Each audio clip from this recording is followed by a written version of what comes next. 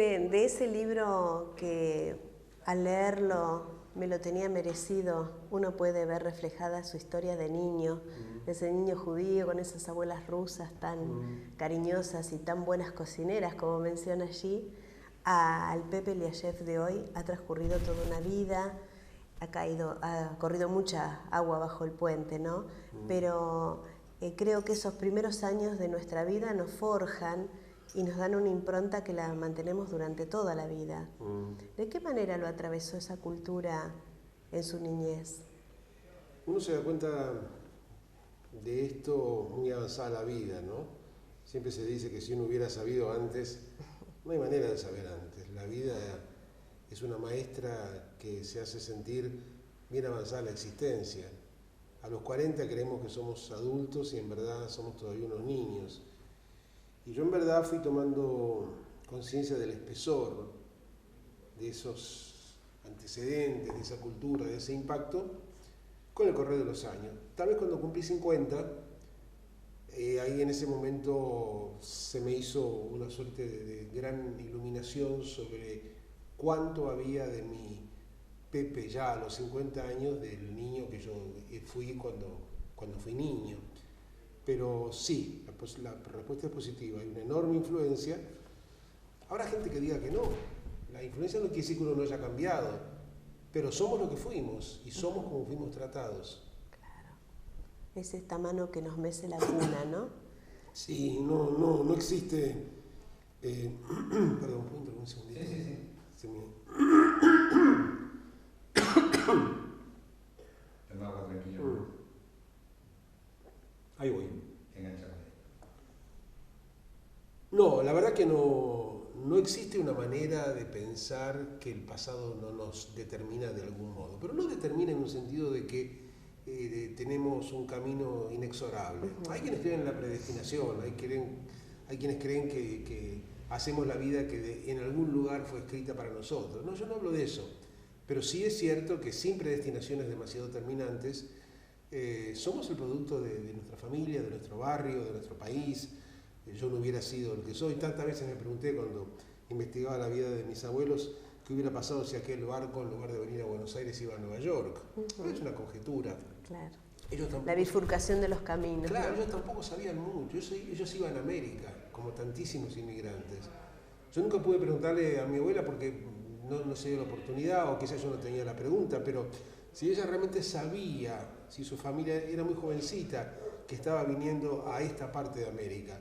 Entonces a uno la imaginación le vuela y dice, bueno, ¿y qué hubiera pasado si en lugar de esto hubiera sido en el otro continente? ¿Quién lo sabe? No, claro, inexplicable.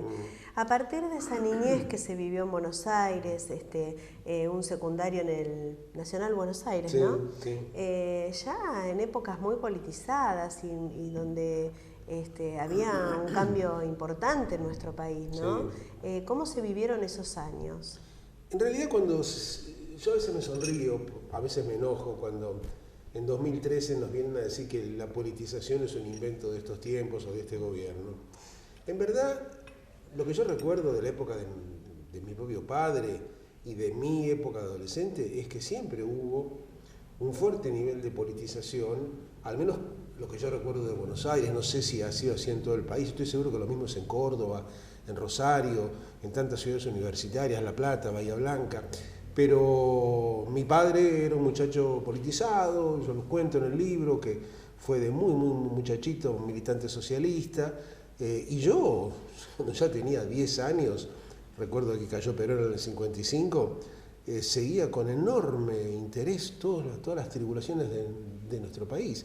En consecuencia, nada más lógico que al cumplir 13, 14, fuese un pibe súper politizado. Y lo mismo ha pasado con mis hijos. Yo no creo que sea cierto, creo que es de mala fe pretender instigarle a la gente que la politización es un producto del presente. Esta idea de que todo empezó ahora, no, todo no empezó ahora. No, por claro suerte. Que no, claro que no.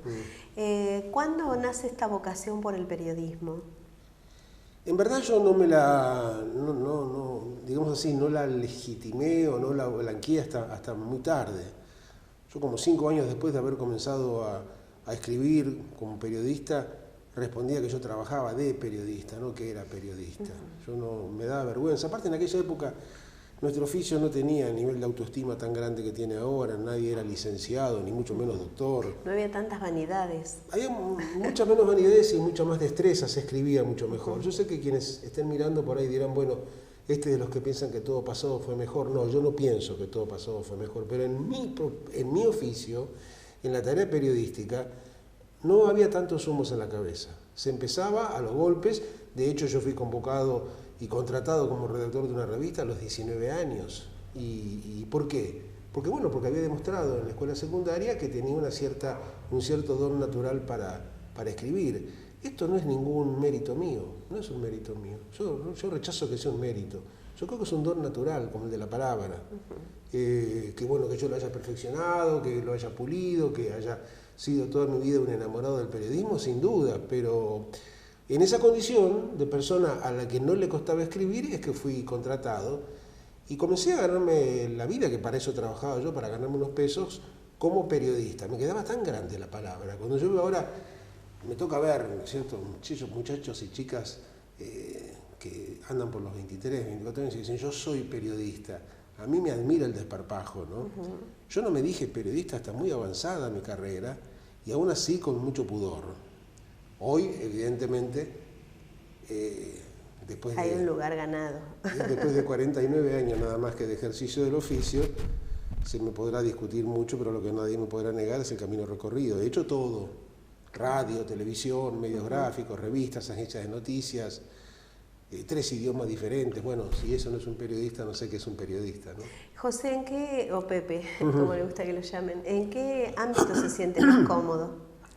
En cuanto a la profesión, en cuanto a la actividad profesional, yo creo que indudablemente en la radio es lo que hago, porque aparte la radio tiene una característica tan cotidiana que cuando la estoy haciendo como ahora todos los días, de 17 a 20 en Radio Mitre, se convierte en una parte de mi rutina cotidiana.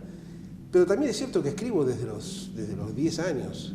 De hecho, es el día de hoy que yo estoy escribiendo 3 columnas semanales diferentes, en 3 diferentes diarios los días domingos, y para mí escribirlas es casi como si dijera una parte de mi cuerpo. Yo me siento cómodo con la televisión, quizá la televisión no se sienta cómodo conmigo, pero puedo vivir muy bien sin ella. He hecho mucha televisión, he tenido mi propio programa durante muchos años, y ahora estoy en un sabático, pero no lo siento para nada, no tengo una necesidad indispensable de televisión. Así que yo diría que en todos los medios me siento cómodo. O sea, se siente cómodo en la profesión, digamos. Me encanta hacer esto, no he hecho otra cosa en mi vida. Claro, es como lo cotidiano. Muchos libros escritos, pero algunos más importantes que otros, ¿no? Y ahora en este mismo momento estoy terminando mi nuevo libro que saldrá, yo calculo yo que en agosto, septiembre, que es el número 11, son 11 libros publicados. Otra vez, la cantidad no es un mérito, 11 libros no quiere decir nada, no es que hable bien de mí, en todo caso habla de algo que sí pido que se me reconozca, que es mi laboriosidad. Sí, soy muy trabajador. De todas maneras, creo que este libro que hoy justamente viene a presentar aquí Azul, que tiene que ver con estos jueces que fueron los integrantes del juicio a la Junta, que lo hayan llamado para escribir el libro, porque así fue, me parece que es un reconocimiento muy grande que ha tenido. Sí, yo no sé si... ¿Cómo fue eso? Yo lo siento con mucho orgullo, no sé si me cabe a mí enorgullecerme. Ellos habían llegado a un punto en sus vidas, ya había muerto uno de los jueces, el doctor Andrés D'Alessio. Estamos hablando de los jueces de la Cámara Federal, que juzgó a las juntas militares de la dictadura entre el 83 y el 85, y del fiscal, el doctor Estracera. Ellos sentían, y así me lo dijeron con toda franqueza, que la vida iba transcurriendo, como sucede con todos, y que esta es una historia, la del juicio de las juntas, que debía ser contada. Se estaban aproximando un aniversario, el 25 aniversario del juicio de las juntas, y me dijeron, mira, la verdad que si nosotros lo quisiéramos escribir no nos saldría un libro de abogados, un libro muy técnico, y hemos pensado todos por unanimidad que la persona que lo podía hacer eras vos. Bueno, para mí fue un orgullo enorme, pero en ese momento tuve por suerte, la intuición de que debía ser muy claro. Trato de ser toda mi vida, no siempre puedo. Y dije, bueno, para mí es un enorme honor y les agradezco de corazón quiero que sepan que esto no es un libro encargado, va a ser mi libro, lo voy a firmar yo. Ellos lo que me ofrecían y lo que me dieron fue su testimonio, sin restricciones de ningún tipo. Entré a cada una de esas casas, a cada uno de esos 7 hogares, en el caso de la familia de Alessio, a su viuda y a su hijo mayor, para recomponer las historias de ellos. Y después mi trabajo, el libro tiene un solo responsable, que soy yo. Ellos tuvieron la enorme disponibilidad de contarme sus vidas, porque yo pensaba y sigo pensando que no hay manera de comprender ese momento histórico, luminoso, que es el juicio de las juntas, sin saber quiénes fueron los protagonistas. Ellos como jueces, desde luego, y el gobierno del presidente Alfonsín, que el que tuvo la grandeza y la visión de que esa etapa se cumpliera en la Argentina, caso único en la historia de la humanidad. Por eso digo yo que el juicio de las juntas es la hazaña civil más grande de la historia argentina. ¿Usted cree que esa hazaña civil, como usted la llama, es reconocida por el pueblo argentino? ¿Es valorada? No. Por una parte, el pueblo argentino a veces me suena como una generalización demasiado abstracta. Yo creo que hay muchos argentinos tenemos noción. Ojalá que yo creo que mi libro ha colaborado, ha circulado mucho, ya son 4 las ediciones, para dejar instalado, al menos en la biblioteca, yo pienso básicamente en mis hijos y más aún en mi nieta, para dejar instalado un aspecto de la historia que no puede ser desconocido. Ahora, si la pregunta es, ¿los argentinos? Y yo me temo que hemos sido muy mezquinos, ha habido mucha pequeñez, siempre estamos pensando en lo ideal y no en lo posible. Y yo demuestro en el libro de una manera pero indudable que no ha habido, no solamente en América Latina, sino en el mundo, nada que se le asemeje ni remotamente a una sociedad como la nuestra, que en aquel momento consideró que esa etapa debía cerrarse, pero habiendo de por medio una investigación y un castigo a los máximos culpables. Ahora, yo necesito decir, junto con esto que estoy diciendo, que yo no pienso que una sociedad pueda vivir toda su vida recordando el pasado. Estamos hablando de algo que concluyó en el año 83, o sea, una dictadura militar. Y además una etapa que no solamente abarca la dictadura militar, sino abarca toda la saga de crímenes y de horrores que en la Argentina vivimos, inclusive mucho antes del régimen militar. Acá está presente ante esta Cámara una persona que se exilió en el año 74, cuando había de hecho en la Argentina un gobierno civil, un gobierno constitucional, al que le ponían bombas, le atacaban regimientos. Acá mismo en Azul han habido ataques guerrilleros, en pleno Estado de Derecho. Entonces yo creo que el problema argentino es en ese sentido muy largo, pero me importa destacar esto: no se puede vivir toda la vida pensando en el pasado. Claro. Creo que el juicio a las juntas, lo que tenía Alfonsín en la cabeza era eso, dejar marcado un indicador histórico para siempre. El nunca más, que pronuncia Estracera, y el libro se detiene mucho en ese alegato que es absolutamente estremecedor, yo digo, es de lectura obligatoria y está todo el alegato en el libro. El nunca más no es solamente nunca más terrorismo, nunca más desaparecidos, nunca más golpes de Estado. Claro, claro, va más allá de todo lo otro, ¿no? ¿Cómo vivió el exilio, Pepe? Y yo fui y soy un privilegiado, yo y mi familia. Número uno, por estar vivo, para poder contarlo. Cuando nosotros nos vamos en el año 1974, ya eran epidémicos las desapariciones. ¿Ustedes se van porque les dijeron váyanse? No, yo me fui porque tuve... ¿Por prevención? Porque tuve el rayo de luz que me dijo alguien que me dijo mejor andate. Claro. Tuve la suerte de poder hacerlo. Pero quiero decir, que no se equivoquen los jóvenes que a veces consumen de manera demasiado automática el alimento que les dan, la comida chatarra que les dan hoy por ciertos medios. Acá en la Argentina hubo gravísimos episodios de terror de Estado y de terror ideológico en pleno Estado de Derecho. El presidente Cámpora asume el 25 de mayo de 1973 y el general Videla asume el 24 de marzo de 1976. En esos casi 3 años hubo más de 1000 desaparecidos. Y como decíamos, se han atacado regimientos, unidades militares, se han intentado copar y se coparon estaciones de policía, hubo montones de asesinatos. Bueno, en aquel entonces gobernaba el justicialismo y en ese año 74 estábamos embarazados de nuestro primer hijo, aguardamos el nacimiento de él, nuestro primogénito, y nos fuimos. Pero claro, no nos llamábamos, así como yo no me llamaba periodista hasta bien avanzada mi carrera, porque me daba vergüenza, yo no me llamé exiliado al llegar a Venezuela, que fue el primer puerto en donde nos acogieron. Una Venezuela democrática, no la de una Venezuela luminosa. Yo decía que estábamos fuera del país y de hecho eso era lo que pensábamos en mi familia, hasta que se fuera López Rega. Era una especie, como si dijese, un intervalo, hasta que regresara a la normalidad. Cuando se produjo ya el golpe del 76, o sea, la proclamación del poder militar, ahí sí dijimos, bueno, a partir de ahora somos exiliados. Y eso duró 10 años, 74, 84. Solamente por la democracia fue que volvimos. ¿Cómo han transcurrido muchos años, ¿no? Y estamos atravesando momentos bastante críticos en este momento en cuanto a las libertades, me parece. ¿Cómo se vivió esta censura que sufrió hace un par de años? Un poquito más, parece que el tiempo pasa muy rápido, ¿no? ¿Más? Sí. Si estamos hablando de mi salida de Radio Nacional, sí, esto es en el año diciembre de 2005. Han pasado ya nada más cercano. Sí, 8 años largos. No, pero que está bien, es que uno a veces el tiempo es como que va comprimiendo y achatando la memoria.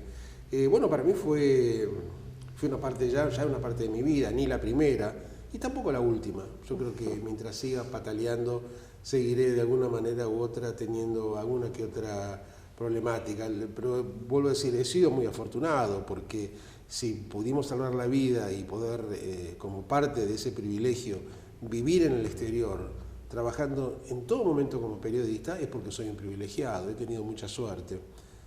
Sí digo que he trabajado y trabajo mucho, pero bueno, en el caso concreto de ese episodio del año 2005, a mí me tocó ser premonitorio.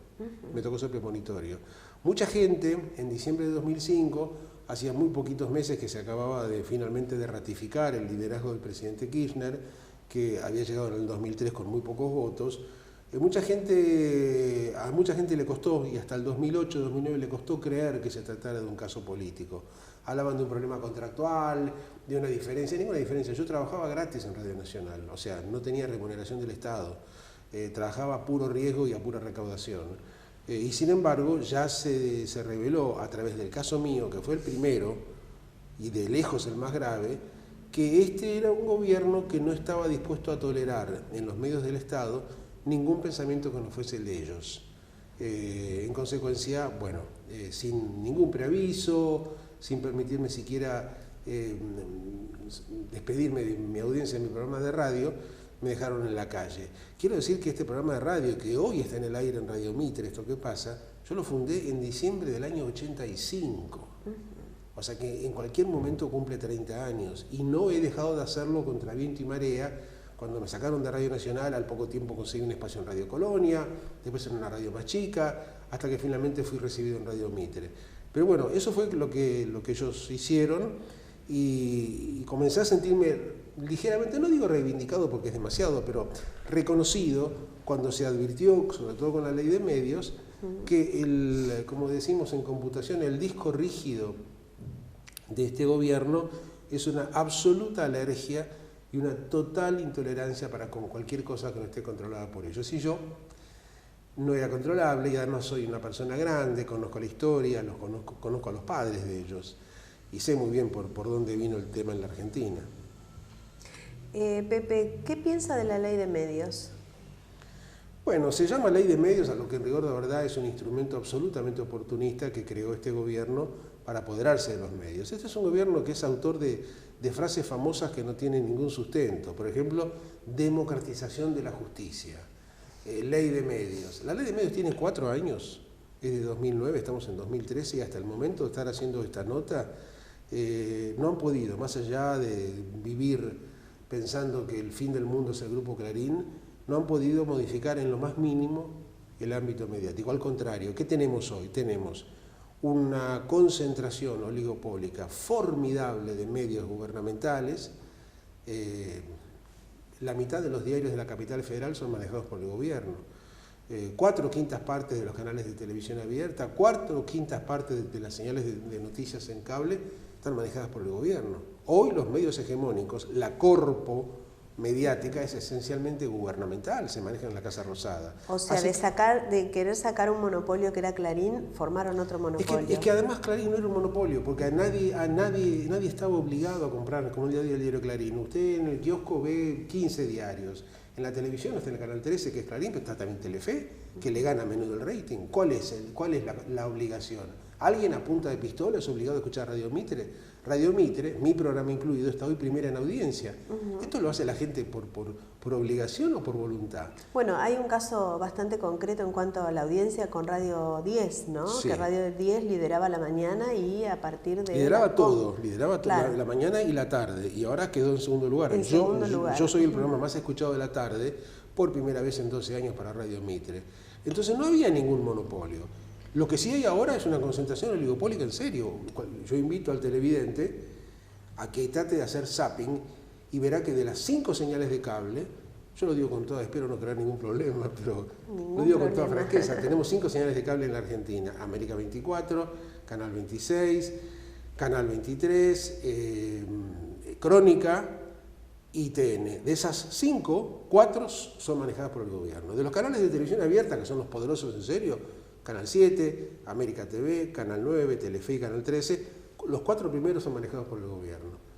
En cualquier kiosco de la capital federal uno ve los diarios a la mañana, de los 12 o 13 o 14 que hay, la mitad son del gobierno. Entonces, ¿de qué medios hegemónicos estamos hablando? No, la ley de medios fue otro de los inventos de los muchos que hizo este gobierno. Ahora con lo de la justicia han hecho algo parecido, para, precisamente darle ¿cómo se llama, no? Un relato, una cobertura literaria a lo que es la principal y la única preocupación de ellos, que es tener la hegemonía, no solamente política y económica, sino también ideológica y cultural en la Argentina.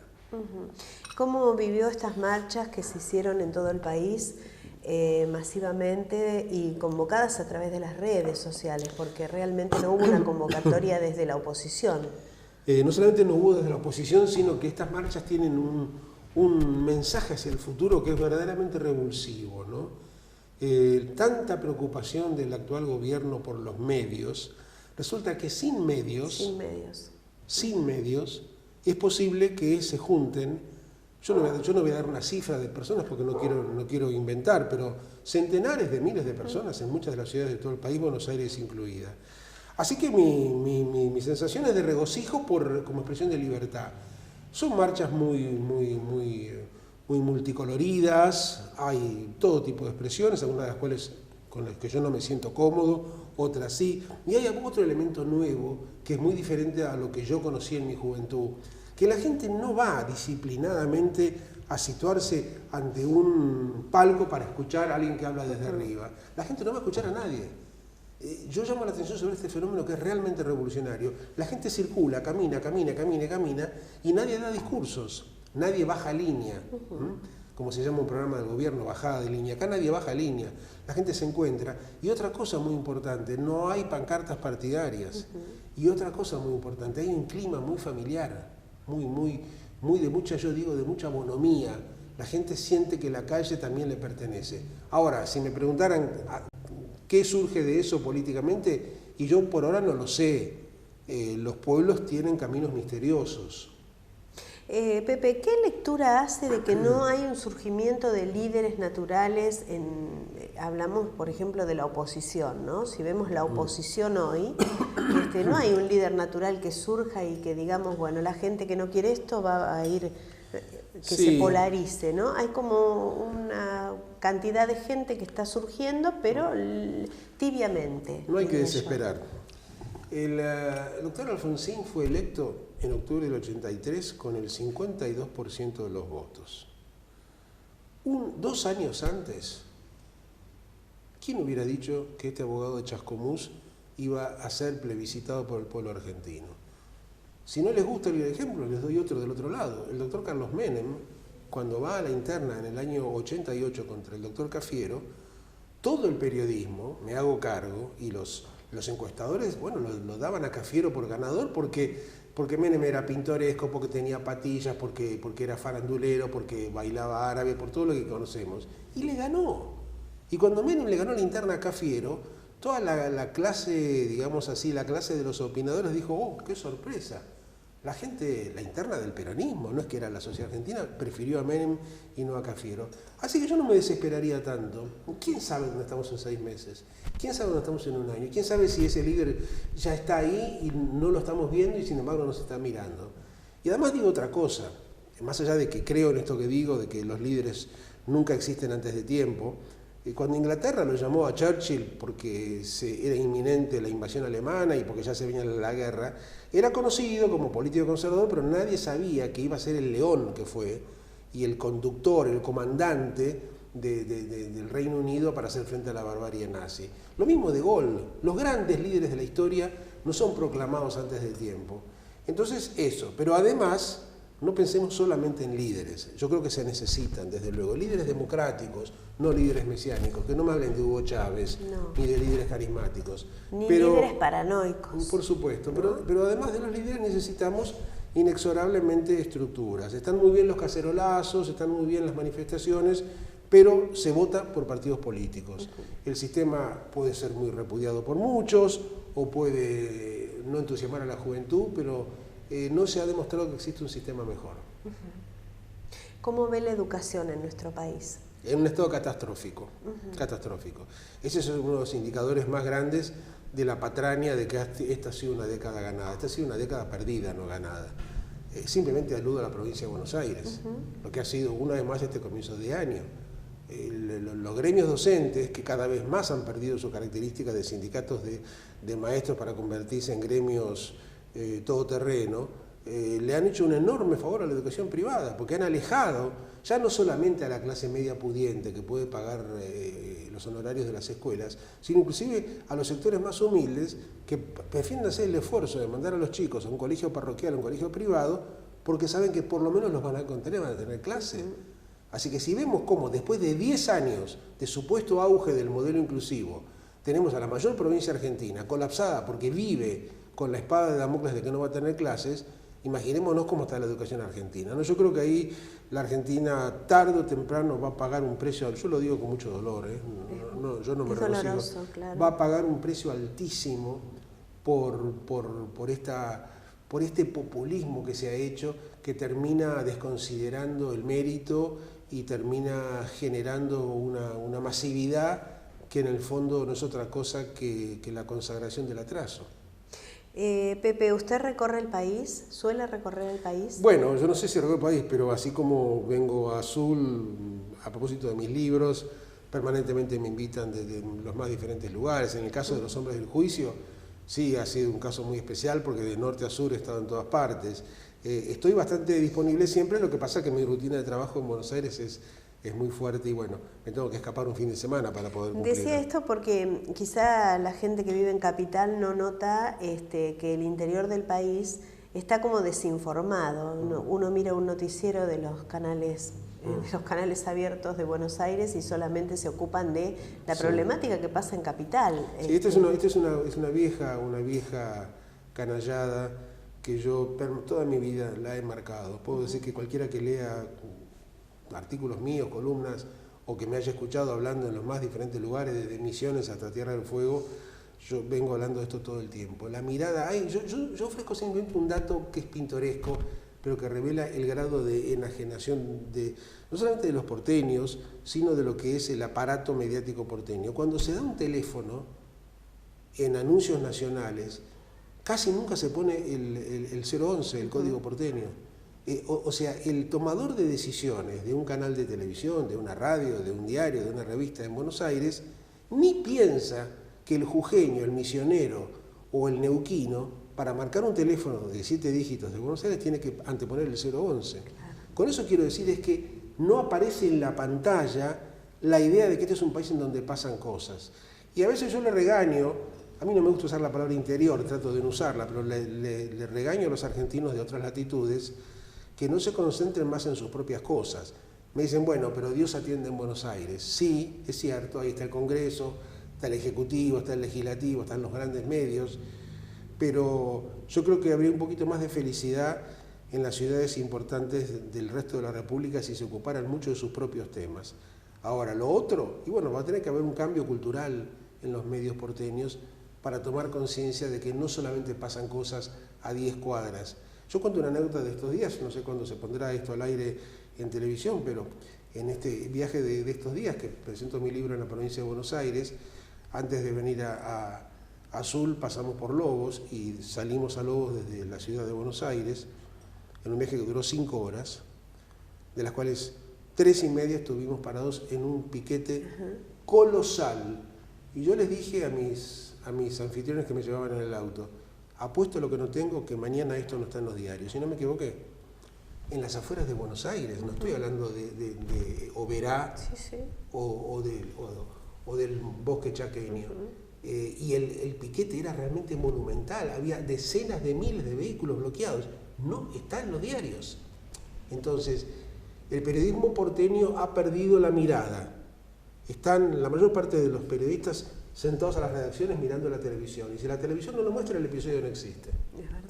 Es verdad porque uno lo ha visto, por ejemplo, en Azul, con las grandes inundaciones que tuvimos, que no se ven reflejadas si uno no manda el material a un canal. Hace pocas semanas lo entrevistaba en Radio Mitre al intendente de Santa Fe Capital, José Corral. Había sido muy castigada por la lluvia Santa Fe, pero la capió muy bien porque han hecho obras muy importantes. El hombre me agradecía tanto que lo hubiera llamado. Y le dije, pero no sé de qué me agradece. Yo he leído en los diarios y he visto que hubo lluvias fuertes en Santa Fe, quería conocer. Sí, pero no me llama nadie excepto usted. Claro. Bueno, ahí hay un problema nuestro, ¿no? Yo siempre he sido muy autocrítico de los medios. A mí la crítica al periodismo no me lo enseñó el matrimonio Kirchner. Siempre he sido, mucho antes de que ellos existieran políticamente, muy crítico de la manera de hacer periodismo en Argentina. Pepe, alguien que hizo mucho por el interior del país, por todo el país, fue su gran amigo Juan Badía, ¿no? Sí. Él en su vida llevó su proyecto de televisión y de radio y televisión a muchísimas ciudades y eso lo hacía muy feliz, me consta, sí. Le agradezco mucho, lo voy a liberar porque realmente ha sido muy gentil, porque tiene muy poquito tiempo, pero bueno, nos ha dado esta entrevista, ha sido un gusto hablar con usted. Espero no haber parecido muy cansado porque acabo de llegar de un viaje, pero no, yo soy el que agradece por la cordialidad y por el afecto de esta conversación. Muchas gracias.